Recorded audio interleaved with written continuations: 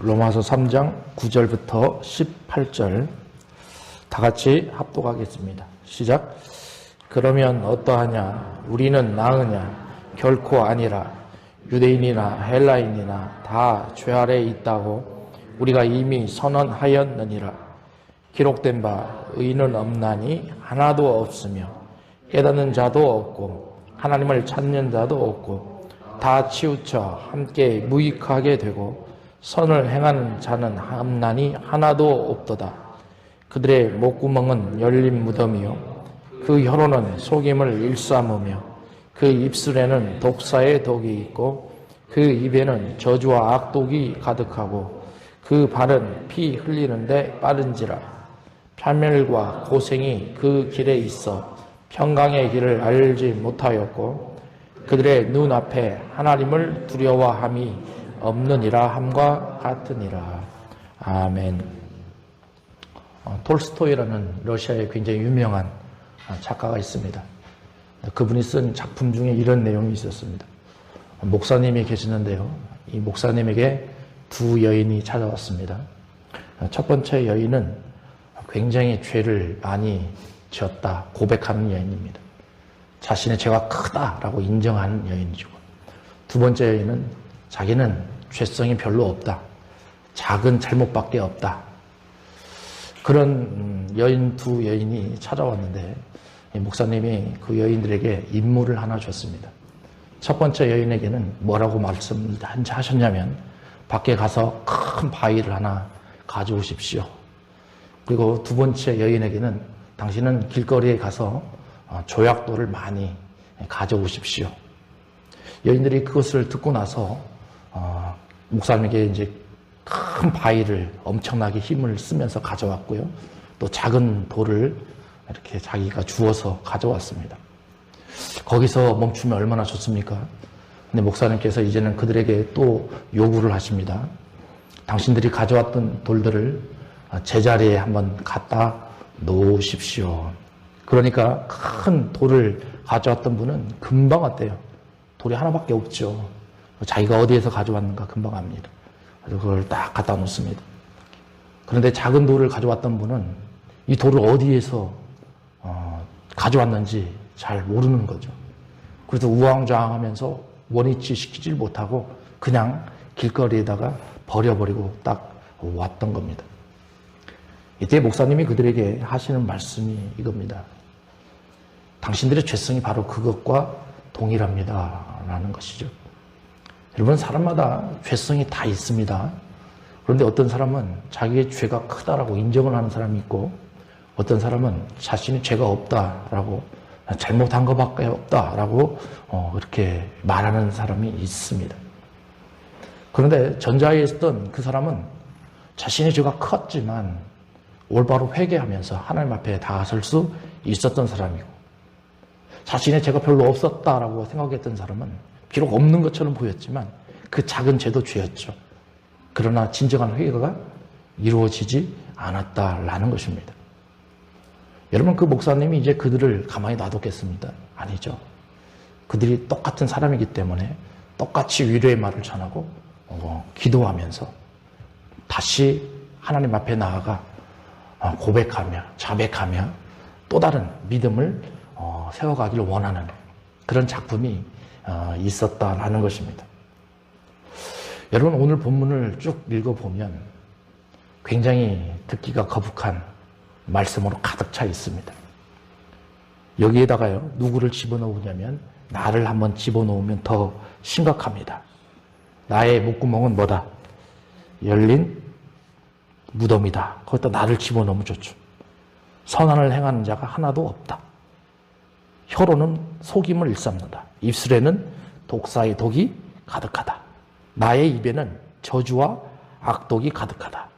나의 발은 피 흘리는데 굉장히 빠르다. 그러니까 얼마나 무서운 말씀으로 가득 차 있는지를 오늘 본문에서 보여주고 있어요.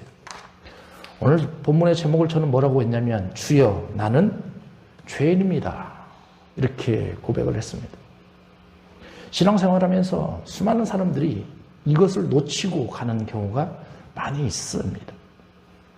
그러나 성경을 잘 읽어보게 된다면 내가 스스로 죄인임을 고백하고 났을 때에 비로소 하나님의 회개를 허락하여 주시고 그 사람이 올바로 신앙생활을 할 수 있게끔 인도해 주신다는 사실이 명백합니다. 여러분, 오늘 본문을 통해서 나의 자신을 깊이 통찰할 수 있는 그런 시간이 되셨으면 좋겠습니다. 여러분, 구절을 한번 보십시오. 첫 단어가 뭐라고 되어 있냐면 그러면 어떠하냐 이렇게 되어 있죠.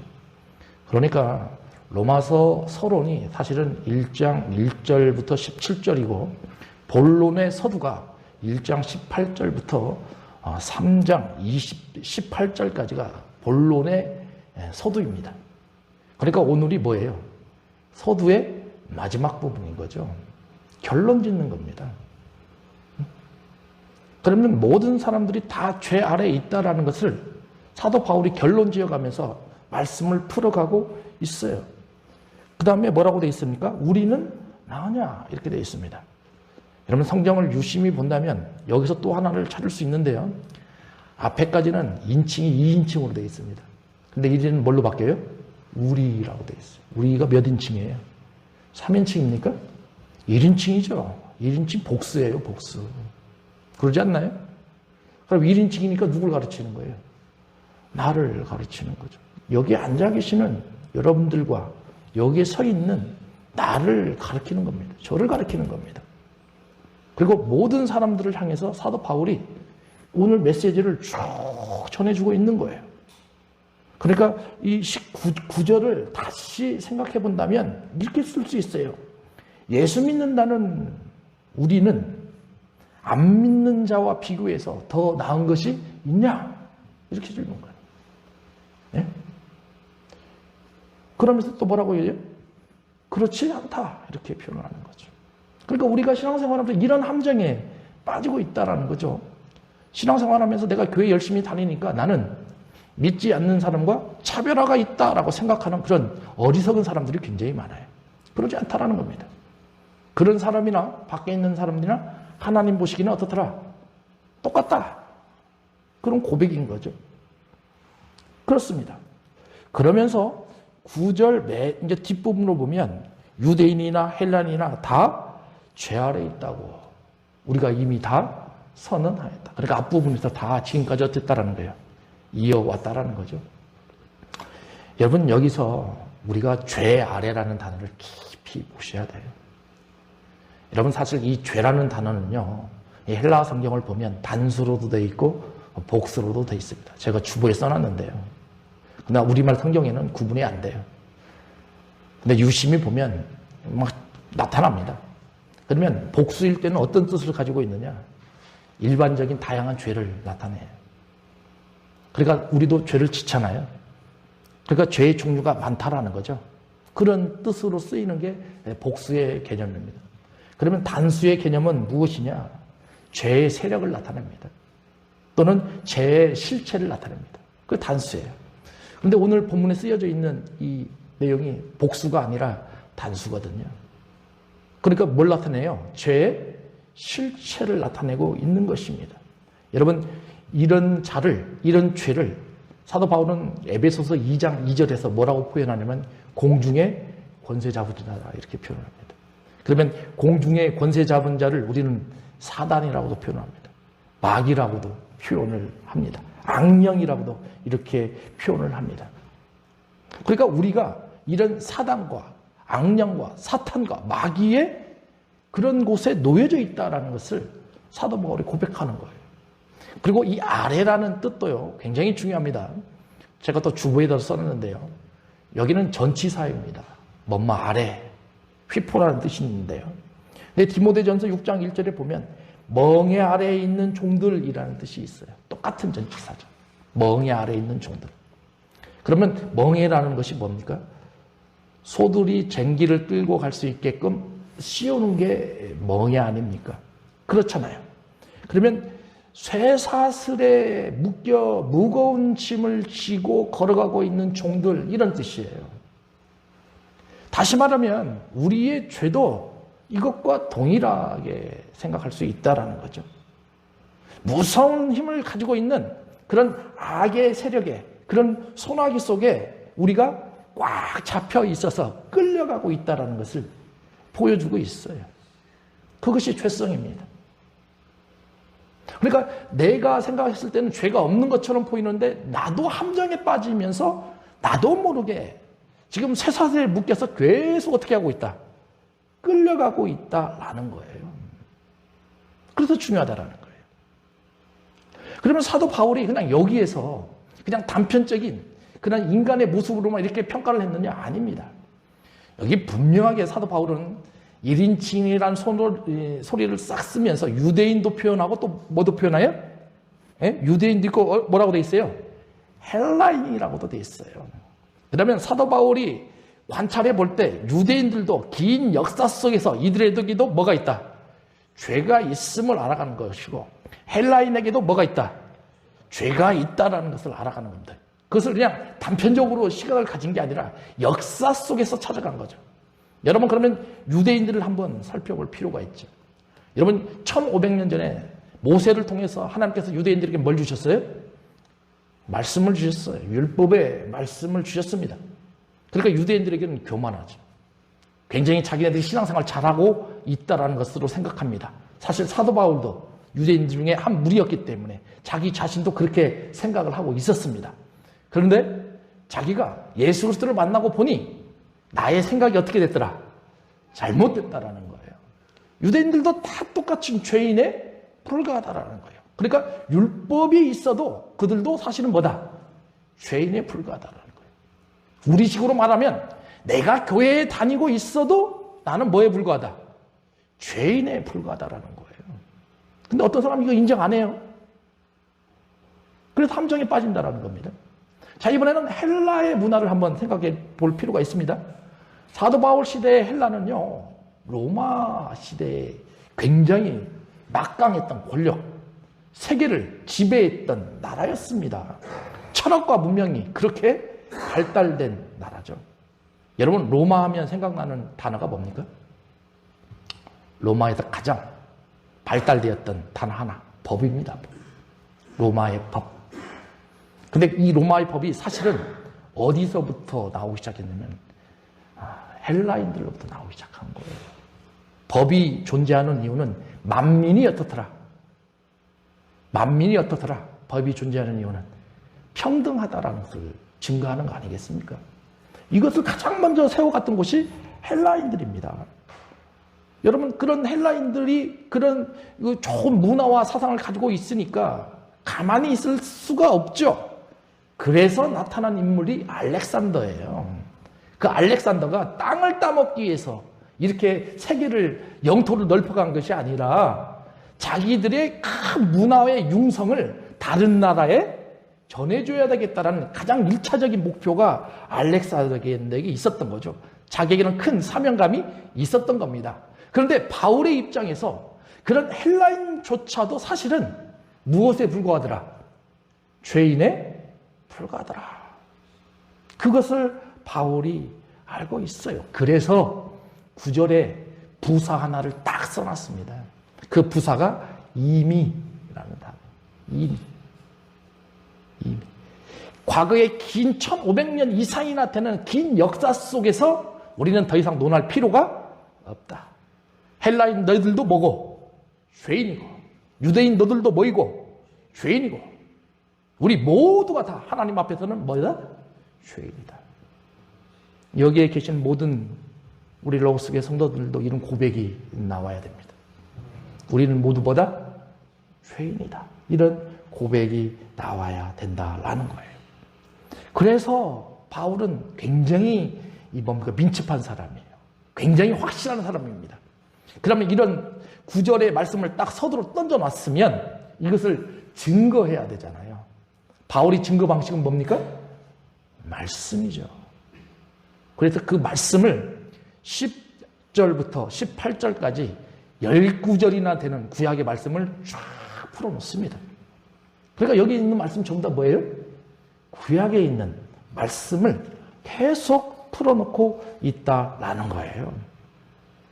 여러분, 여기에서 우리는 바울의 시각으로 다시 돌아봐야 돼요. 여러분, 바울도 사실은 자기도 예수 그리스도를 만나기 전에는 뭐였어요? 죄인에 불과했습니다. 그런데 예수 그리스도를 만나는 그 순간 죄인에서 이제는 뭘로 바뀌어요? 의인으로 바뀌어요. 맞아요, 안 맞아요? 그러면 여러분들도 죄인이라는 그 고백을 한 순간 뭘로 바뀌어가요? 의인으로 바뀌어가는 거죠. 바울이 성찰하는 겁니다. 그러니까 바울은 하나님의 말씀에 굉장히 진지한 태도를 가지고 있어요. 우리도 마찬가지입니다. 말씀을 그냥 듣고 흘리는 것이 아니라 그 말씀을 진지한 태도로 바라보면서 내 자신을 성찰할 필요가 있어요. 여러분 10절에 뭐라고 되어 있습니까? 의인은 없나니 하나도 없다. 그렇게 되어 있죠. 자기도 죄인이라는 고백하니까 이런 말이 나오는 거예요. 그러면서 11절을 같이 읽습니다. 시작. 깨닫는 자도 없고 하나님을 찾는 자도 없고 이렇게 되어 있어요. 여러분 바울이 어떤 사람이에요? 가말리엘의 문화생이었습니다. 율법의 대가였습니다. 그렇잖아요. 그러니까 구약의 말씀을 그렇게 많이 알았던 사람이 없었을 거예요. 그런데 자기가 생각해 보니까 착각에 지나지 않았다는 거예요. 구약의 말씀은 모두 누구를 향해서 기록되고 있더라?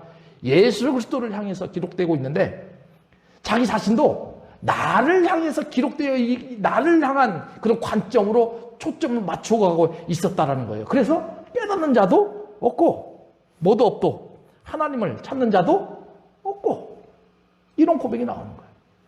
그 다음에 12절 같이 읽습니다. 시작.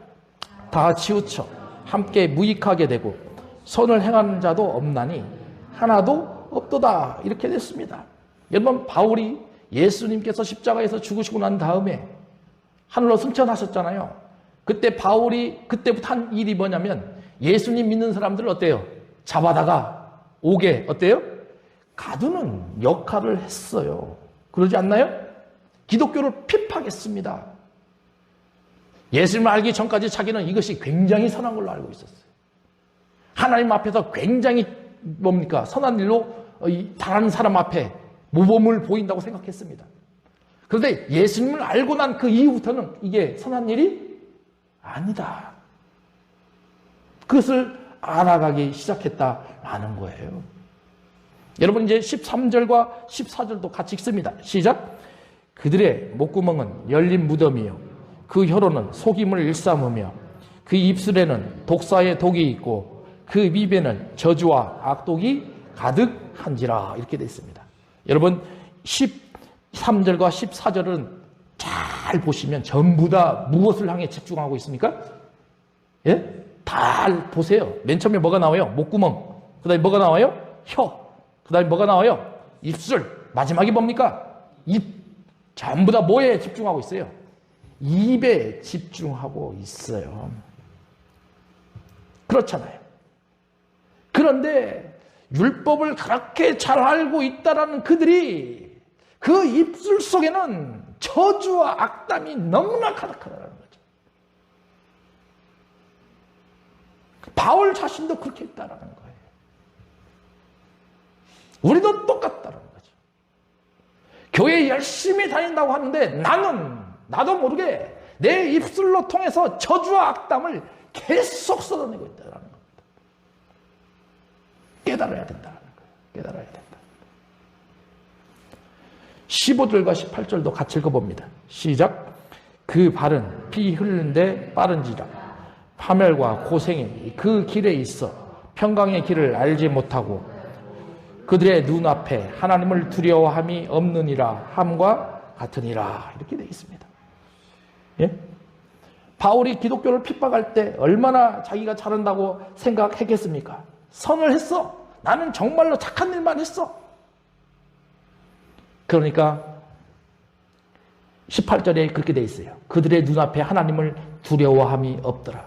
바울도 하나님을 두려워하지 않고 예수 믿는 사람들을 그렇게 핍박한 그의 모습. 바울이 이것을 깨달았다라는 거예요. 바울이. 자, 두 번째는요. 바울이요. 성경에 능통한 사람이잖아요. 어느 정도로 능통했는가를 우리는 알으셔야 됩니다. 여러분 제가 이 두 가지를 여러분들에게 설명해 주는 이유는 다른 게 아닙니다. 우리가 진정으로 예수 그리스도를 만났다라고 한다면 바울이 써놓고 있는 이 말씀을 아셔야 되는 거예요. 네? 첫 번째는 아까 제가 뭐라고 그랬어요? 신앙생활하면서 진지한 태도를 갖추셔야 돼요. 두 번째는요, 하나님의 말씀에 해박한 지식이 있어야 돼요. 그래야 그 사람이 인격적으로 예수님을 만나는 사람이에요. 여러분, 바울이 어느 정도로 해박한 지식을 가지고 있었냐? 한번 생각을 해볼 필요가 있죠. 오늘 여기 본문에 쓰인 구절이 몇 구절 정도 되냐면 10구절 정도 되잖아요. 전부 다 어디에서 인용했다고요? 구약성경에서 인용했어요. 그쵸? 여러분, 지금이야 여러분들 이렇게 다 성경이 이렇게 다 구분되어 있죠? 옛날에 이런 성경이 있었어요? 없었어요? 바울 시대에 이런 성경이 있었어요? 전부 다 성경이 어디에 기록되어 있습니까? 두루마리나 양피지나 아니면 파피루스 같은 데 기록이 되어 있어요. 아무나 볼 수도 없습니다. 여러분, 우리는 또 장절이 다 어떻게 됐어요? 구분이 돼 있죠? 그러나 바울 시대는 장절 구분도 돼 있지도 않았습니다. 그냥 창세기부터 말라기까지 그냥 어떻게 돼요? 책으로 쭉 연결이 돼 있었어요. 네? 1228년도에요. 랭턴이라는 사람이 처음으로 성경에다가 장을 붙였어요. 창세기 1장, 창세기 2장. 그게 몇 년도? 1228년도예요. 1448년도에 나탄이라는 사람의 구약에다가 절을 붙였어요. 1448년도에. 1551년도에 스테파노스가요, 신약의 절을 붙였습니다. 그리고 1560년에야 비로소 구약과 신약에 장이 붙어 있고 절이 붙어 있는 책이 그때야 비로소 나오기 시작했어요. 그러니까 이렇게 된 책이 불과 500년밖에 안 됐어요. 그 전까지는 전부 다 그냥 한 책으로만 돼 있었거든요. 그런데 바울은 그 구분되지도 않아 있는 그 책 중에 내용을 머릿속에 다 어떻게 해요? 알고 있어요. 그리고 나서 필요한 그 순간순간마다 하나님의 말씀을 어떻게 한다? 도용을 합니다. 그리고 그 말씀을 통해서 인식을 하고, 그리고 나서 사람들에게 논리적인 근거를 제시해 가고 있다라는 거죠. 여러분, 바울이 얼마나 성경을 많이 통달하고 있는지를 우리는 알아야 돼요. 그럼 내 자신의 한번 성경 이 가슴에다가 한번 손을 한번 얹어보세요. 나는 신앙생활하면서 말씀을 어느 정도는 알고 있는가? 예? 여러분 다 지금 스스로 생각하고 있을지 않겠습니까? 나는 성경을 어느 정도 보고 있는가? 모든 사람이 죄 아래에 놓여져 있다라고 말씀하면서 진지한 태도를 가졌을 때 나는 예수 그리스도를 알게 되었다. 하나님의 말씀을 내 것으로 받아들이고 내가 깊은 통찰력을 가지고 있을 때 나는 비로소 예수 그리스도를 믿는 그런 신앙인으로서의 삶을 살게 되었다. 바울의 고백인 것입니다. 우리도 이런 바울의 고백에 맞게끔 신앙생활을 할 자격이 있어야 됩니다. 그렇게 신앙생활을 하셔야 되는 거예요. 예? 그냥 때 됐으니까 오늘은 주일이니까 예배드리러 가야지. 썬데이 크리스찬이에요. 신앙이라고 볼 수 없어요. 제가 이렇게 과격하게 하는 얘기는 여러분들에게나 저나 좀 더 긴장하는 마음을 갖도록 하기 위해서 이렇게 말씀을 드리는 것입니다. 그러니까 바울의 입장에서 보십시오. 자기 자신이 지금까지 의인이라고 생각했었어요. 그러나 예수님을 알고 나서부터 이제 의인이라는 단어는 쏙 들어가 버립니다. 대신에 무엇로 표현해요? 죄인으로 표현하는 거예요. 이게 예수님 만났을 때 나오는 고백인 거예요. 그러니 여러분들 입술 속에서도 뭐가 나와야 돼요? 나는 죄인이다. 나는 죄인이다라는 입술의 고백이 쫙 나와야 돼요. 그러면 바울이 왜 이런 죄인이라는 것을 왜 이제야 비로소 고백할 수밖에 없었는가? 첫 번째 이유는요, 그가 처한 상황이 달랐어요. 여러분, 사람은 자기가 어떠한 입장에 있느냐에 따라서 생각과 가치관이 달라지게 됩니다. 그러니까 바울은 율법을 가지고 있을 때, 가말리아 문 안에 있을 때 그것만이 최고인 것으로만 바라보고 있었잖아요. 예수님을 인정하기 싫었던 거고, 예수님을 하나님의 아들로 바라볼 수도 없었던 거고. 왜? 자기가 처한 상황이 그렇기 때문에 그런 거예요. 소설가 중에 유재용 씨라는 사람이 있습니다. 이 사람이 쓴 책이 관계라는 책이 있는데요. 이상문학상을 수상한 사람입니다.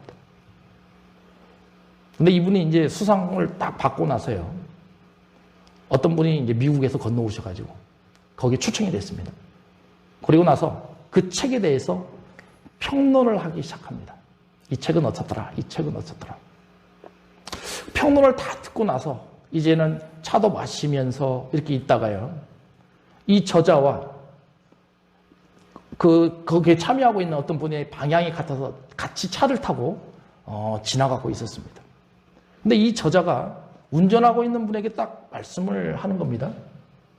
당신은 내가 썼던 이 책에 대해서 아까 평론가가 평론을 했는데 어떠한 생각이 드셨습니까? 이렇게 평가를 하는 거예요. 그러니까 자기도 나름대로 이렇게 참 평가를 했다, 이렇게 보는 거죠. 근데 저자는 그게 아니다라는 거예요. 나는 그런 의도로 쓰지 않았다라는 거예요. 그래서 왜 그랬을까를 비교해 보니까요, 이 두 사람의 자라온 환경이 너무 다른 거예요. 책을 썼던 이 저자는요, 어렸을 때 병을 앓았어요. 그리고 이 저자는 굉장히 가난했습니다. 학교를 제대로 다닐 수도 없었습니다. 정말로 구사일생으로 살아가면서 인생을 살아왔던 사람이에요. 그런데 평론가는 굉장히 부유한 집에서 살아왔어요. 서울에서 아버지 어머니가 공급해주는 그 뭡니까? 돈을 가지고 대학을 다녔고요. 또 상황이 어느 정도 여유가 있으니까 미국으로 유학도 갔다 왔고. 그러니까 똑같은 작품인데 다른 환경에서 자라왔던 그기 때문에 평가의 기준이 어떻더라? 달랐다라는 거죠. 바울이 이런 거죠. 바울이 이런 거예요. 자기가 어떤 상황에 놓여져 있느냐에 따라서 성경의 해석도 어떻게 되는 거예요? 달라진 거예요. 여러분, 그래서 누구를 만나는 게 중요하다? 그래요. 그래서 예수님을 만나는 게 중요하다고요. 바울이 똑같은 구약 성경을 해석하고 있는데 예수님을 만나기 전과 예수님을 만난 후에 해석의 방법이 어떻더라? 달라진 거예요. 그러니 우리가 인격적으로 예수님을 만나야 비로소 성경을 어떻게 해석하는가의 가치 기준이 완전히 달라진다니까요. 그것을 지금 바울이 표현해 주고 있어요. 여러분, 두 번째요. 바울은 성령 체험을 했었어요. 어디에서 했습니까? 다메섹 도상에서 했습니다. 그렇잖아요. 그러니까 성령 체험을 하고 나니까 이제는 자신의 고백이 아닌 거죠. 내 입술의 고백이 아닙니다. 내 입술을 누가 사용하시는 거예요? 성령께서 사용하시는 거예요.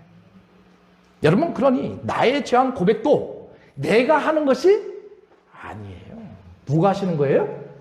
성령께서 인도해 주셨을 때 그런 고백이 나오는 겁니다. 이것을 경험하지 못하시는 분들은 신앙생활 잘하지 않습니다. 절대 잘하지 않습니다. 왜 이 목사가 이런 얘기를 하는 그 이유는 제가 경험을 다 해봤으니까 그러는 거예요. 저는 예수님을 늦게 믿었잖아요. 안 해본 것 같아요?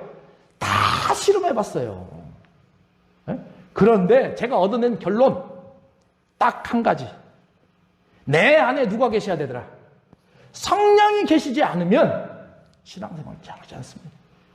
멈춰버립니다. 잘하는 것처럼 보이는데 또 결정적인 시간에 또 어떻게 돼요? 무너져버려요. 남들 보는 데서는 열심히 신앙생활을 하는 것처럼 보이는데 자기 자신 속에는 그러지 못하는 거죠. 바울이 이걸 알아가고 있는 거예요. 바울이. 예? 그러면 우리가 성령 체험을 하면서 우리는 어떠한 마음으로 신앙생활을 해 가야 될 것인가? 이거 중요하지 않나요? 그렇잖아요. 성령 체험을 하신 분들의 첫 번째 특징, 이들은요, 하나님이 주신 은사에 너무 집착하지 않습니다. 제가 수도 없이 수많은 신앙생활을 하시는 분들을 보고 교회 생활을 하시는 분들을 봤을 때 대부분은 어디에 집착하고 있어요? 예? 은사에 집착하고 있어요. 하나님이 나에게 주신 은사가 뭐지? 나는 그 은사대로 어떻게 신앙생활을 할 것인가? 여기에 초점을 맞추는 게 대부분입니다. 여러분, 그러나 그보다 더 중요한 게 뭐냐? 성령이 인도해 주셔서 여러분들을 지금 이 자리에서 예배하고 있다는 그 자체가 훨씬 더 중요한 거예요. 그러지 않나요? 네? 그렇게 인도함 받으셔서 이 교회에 와서 예배를 드리고 있는데 또 뭐 찾고 있어요? 은사 찾고 있어요. 바울의 고백을 한번 생각해 볼 필요가 있습니다. 바울이요, 3층 천에 올라갔다고 했습니다. 그런데 그거 고백하나요? 자랑하나요? 아니죠. 여러분, 우리 중에 누군가가 천국에 갔다 왔다는 그 환상을 봤다라고 한다면 어떻게 했어요? 유튜브에다가 바로 올릴 겁니다. 그리고 수많은 사람 앞에서 내가 이 뭡니까? 하늘에 갔다 왔다라는 그 환상을 봤다라고 막 고백할 거죠. 왜? 나는 이런 사람이다. 나는 자랑이죠. 그러지 않을까요? 또 바울을 한번 생각해 보시기 바랍니다. 방언, 보십시오. 방언. 고린도전서 14장을 보면 사도 바울은 그 누구보다도 뛰어난 방언을 받았다 이렇게 표현하고 있습니다. 그러나 방언한다 안 한다?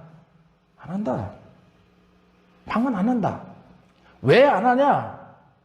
방언은 통변하는 사람이 있을 때만 필요하다. 방언은 나와 누가의 관계예요? 하나님과의 관계의 대화밖에 안 된다. 그러니 수많은 사람 앞에서 내가 방언할 필요가 있다 없다? 없다. 그것보다는 오히려 그들에게 정확한 하나님의 말씀을 전해줄 수 있는 그 예언의 말씀이 훨씬 더 나에게는 중요하다. 이렇게 고백하는 바울의 모습 아닙니까? 그렇잖아요.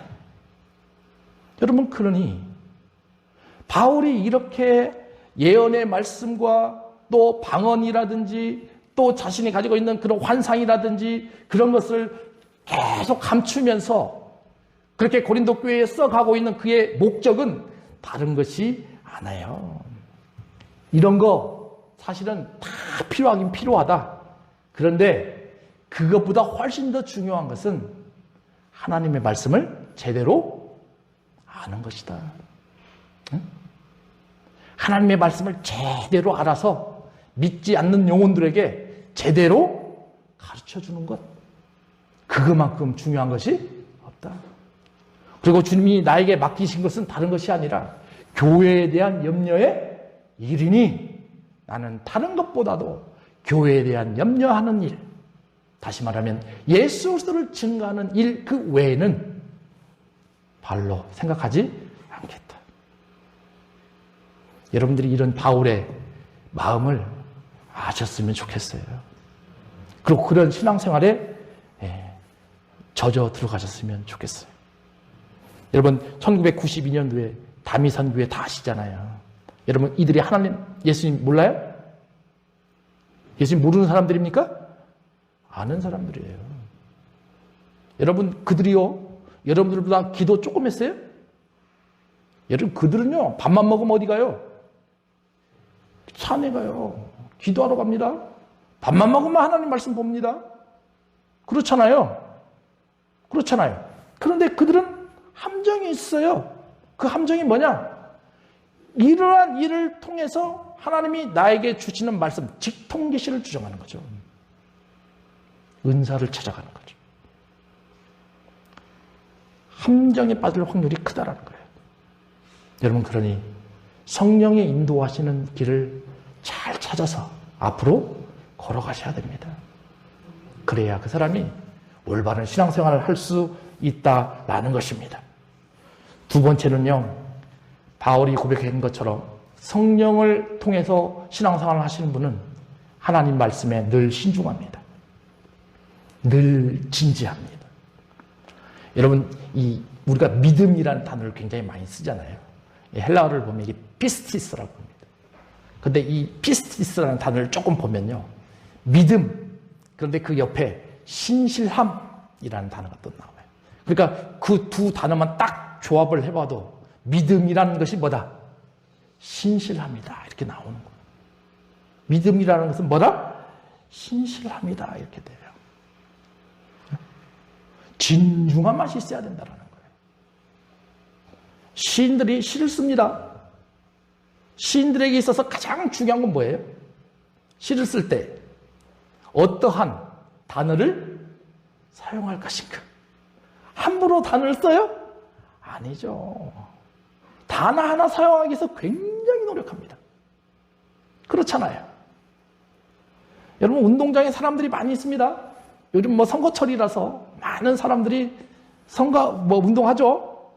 근데요, 많은 사람들이 대중 앞에서 웅변가가 이런 사람들이 있어요. 친애하는 국민 여러분. 또 어떤 사람들은 형제 자매 여러분. 어떤 사람들은 민중 여러분. 이렇게 표현할 분들이 있어요. 첫 단어만 딱 들어도 그 사람의 성격을 알아요, 몰라요? 예? 대충 나오죠. 그 사람이 어렸을 때부터 어떻게 자라왔는가, 그 사람의 삶이 어떻게 연속성상에 놓여져 왔는가를 그냥 첫 단어만 보더라도 금방 사람이라서 예측을 할 수가 있어요. 왜? 언어는 자기의 현미경이고 확대경이 될 수가 있다라는 거예요. 여러분, 그러니 우리가 신앙생활하면서 하나님의 말씀을 진지함으로 받아들이시고 언어 사용할 때에도 어떻게 하라? 진지하게 사용하셨으면 좋겠어요. 이런 사람의 특징이에요. 마지막으로요, 바울의 고백이었잖아요. 성령을 받은 사람들은요, 하나님의 말씀에 해박한 지식을 갖추고 있어야 돼요. 아까 이 진지함이라는 단어 것은 깊이를 나타냅니다. 그러나 이 해박한 지식은 뭘 나타내요? 넓이를 나타내는 거죠. 그러니까 성령을 받았던 사람들은 깊으면서도 어떻게 해야 된다? 넓으셔야 돼요. 그렇잖아요. 이것이 무너지는 순간 균형이 파괴가 되어버리죠. 그러면 신앙생활을 하는데 굉장히 어려울 수가 있다는 거죠. 여러분, 코끼리 하나 예를 한번 들어보겠습니다. 코끼리가 굉장히 몸집이 크죠. 그렇죠? 근데 코끼리가 지혜가 있어요. 여러분, 코끼리가 굉장히 더울 때 어떻게 하는 다양한 방법이 있습니다. 첫 번째 방법이 뭐예요? 여러분들 잘 아는 것처럼. 네? 귀로 막았대요, 귀. 자기 귀를 막 왔다 갔다 하면서 어때요? 자기 몸을 낮춥니다. 더위를 이겨내죠. 두 번째는요, 자기 입에다요, 코에다가 뭘 막 채워요. 물을 채우든지, 물이 없으면 침을 막 채워요. 침. 코끼리가 크잖아요. 침을 막 채워서 그 침을 자기 몸에다 또 어때요? 막 뿌립니다. 예를 들어서 물이 있으면 또 코를 사용해서 물을 어때요? 막 뿌리죠. 그래도 코끼리가 그렇게 크지만 또 그늘이 있으면 또 어디로 가요? 그늘 밑으로 쭉 가죠. 그러면서 지혜롭게 그 더위의 방법을 이겨냅니다. 여러분, 코끼리가 또 음식 섭취에 있어서도 굉장히 지혜롭습니다. 코끼리는요, 이빨이 튼튼하지를 못하대요. 그래서 계속 무엇인가를 씹으면서 이빨을 강하게 만들어야 된대요. 그래서 이 코끼리가 좋아하는 것 중에 하나가 대나무랍니다. 대나무가 굉장히 강하잖아요. 그래서 그 대나무를 씹음으로 해서 자기 이빨이 어떻더라? 단단하게 성장할 수 있다는 거죠. 그렇잖아요. 그리고 또 코끼리는요, 부족한 칼슘을 채우기 위해서 아프리카 사막지대나 초원지대에 보면 동물들이 죽어 있잖아요. 그럼 죽은 동물들에게 뭐가 나오죠? 뼈가 나오죠. 뼈에는 뭐가 있어요? 칼슘. 그래서 코끼리는 자기의 칼슘이 부족한 것을 뭘 통해서? 그 뼈를 통해서. 또 뼈는 단단하잖아요. 그러니까 이로 계속 씹어 먹으면 이빨도 단단해지고 칼슘도 어때요? 자기 몸에 보충이 되는 거예요. 그래서 그 거대한 코끼리의 몸이 지탱이 되고 유지해 간다고 하는 거죠. 여러분, 제가 이것을 예어로 쓰는 이유는 다른 게 아니에요. 우리가 성경을 많이 듣잖아요. 많이 읽고 많이 보잖아요. 근데요, 어떤 사람들은 이런 사람들이 있어요. 똑같은 하나님의 말씀인데 가려서 들어요. 자기가 듣기에 좋다라고 생각하면 어때요? 들어요. 근데 이것은 나에게는 별로 좋지 않네, 나에게는 별로 바람직하지 않네 라고 생각하면 또 어때요? 막아버리죠. 그렇잖아요. 근데 코끼리는 그러지 않아요. 자기의 몸을 제대로 지탱하기 위해서 자기에게 필요한 것 다 어떡합니까? 먹습니다. 여러분, 말씀도 똑같습니다. 말씀도요, 하나님의 주시는 말씀을 가려가면서 하라는 소리가 아니에요.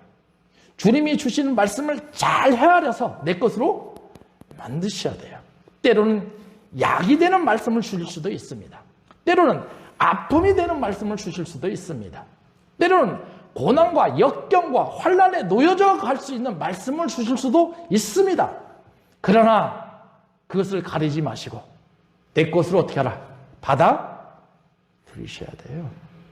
그래야 그런 분들이 성령의 인도하심을 따라가면서 올바른 신앙생활을 할 수가 있다라는 것입니다. 말씀을 정리를 해보겠습니다. 오늘 본문의 말씀을 쭉 읽다 보면 모든 사람들은 다 어디에 놓여져 있더라? 죄에 놓여져 있더라. 그럼 우리도 뭐다? 죄인이다. 바울은 항상 예수를 만나기 전에는 뭘로 고백했어요? 나는 의인이다라고 고백했습니다. 그러나 예수를 만나고 나서 그 이후부터는 이제 나는 뭐다? 죄인이다라고 고백을 했습니다. 여러분들도 이런 하나님의 인도하심을 따라가면서 죄인이다라는 고백이 내 입술 속에서 나오는 그런 삶이 되셨으면 좋겠습니다. 기도하겠습니다. 주님, 감사합니다. 아버지 하나님께서 오늘 로마서에 있는 말씀을 통해서 우리에게 귀한 말씀을 전해주셨습니다. 헬라인이나 유대인이나 이제 바울의 입장에서는 모두가 다 죄인이라 고백했사오니 아버지, 우리도 우리 입술 속에서 죄인임을 고백하게 하여 주시옵소서. 예수님의 이름으로 기도하옵나이다.